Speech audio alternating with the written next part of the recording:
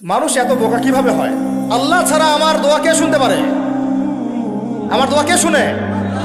আমাদের দোয়া শুনে আল্লাহ, আর কেউ না। আল্লাহ রাব্বুল আলামিন আমার সেজদা পাওয়ার হকদার, আর কেউ না। আল্লাহ রাব্বুল আলামিন আমার বিধান দেওয়ার হকদার, আর কেউ না। আল্লাহ পাক আমাকে বাঁচান, আর কেউ বাঁচায় না। আল্লাহ পাক আমাকে খাওয়ান, আর কেউ খাওয়ায় না। আল্লাহ আমার উপকার করেন, আর কেউ করতে পারে না। যদি কোনো অকল্যাণ স্পর্শ করে সেটা আল্লাহর হুকুমে করে, আর কেউ করতে পারে না। আল্লাহ ছাড়া কোনো ইলাহ নাই, কোনো মাবুদ নাই, কোনো বিধানও নাই। আল্লাহ ছাড়া কোনো ইলাহ নাই, কোনো মাবুদ নাই, ইবাদত পাওয়ার হকদার কেউ নাই, কোনো হুকুমও নাই। এর বাইরে যদি যাই আমরা মুশরিক হয়ে যাব। এটা ধর্মীয় অঙ্গনে, আপনার সংস্কৃতির মধ্যে এগুলো আছে। হুতুম পেশা নিয়ে রাস্তাঘাটে ঘুরবে আমাদের ছেলেপেলে কয়েকদিন পরে, ঘুরছেও আর এর আগে কয়েকদিন। ও মনে করে যে এই হুতুম পেঁচা আমার কল্যাণ ডেকে নিয়ে আসবে। শুভ অমুক বর্ষ, মানে শুভ মানে এটা আপনাকে শুভ নিয়ে আসবে। তো পেশা আমার শুভ কিভাবে নিয়ে আসবে?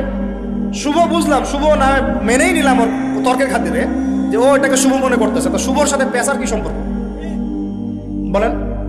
পেশা, বাদর, হনুমান এগুলোর মূর্তির সাথে মুসলমানদের কি সম্পর্ক?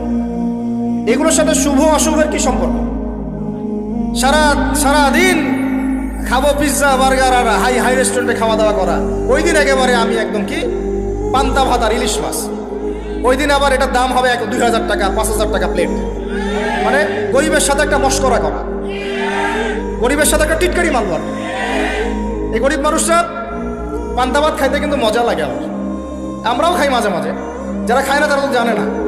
পান্তা অনেকে বাধ্য হয়ে খায়, খাওয়ার নাই বাসায়, পান্তা বাধ্য হয়ে খায়। ওটাকে আপনি 5000 টাকা প্লেটে 3000 টাকা প্লেটে খাওয়াচ্ছেন, গরিবের সাথে মস্করা। ওই টাকাটা তো গরিবকে দিতে পারতেন। কুরবানিদের সময় এরা বের হয় যে গরু কুরবানি না করে টাকাটা যদি দিত মানুষকে, তাই না? তা আমরা তো গরু কুরবানি করে 3 ভাগই করি, 1 ভাগ তো দিয়েই দিই মানুষকে। মিসকিনদেরকে 1 ভাগ দিয়ে দেই, 1 ভাগ কাকে দেই?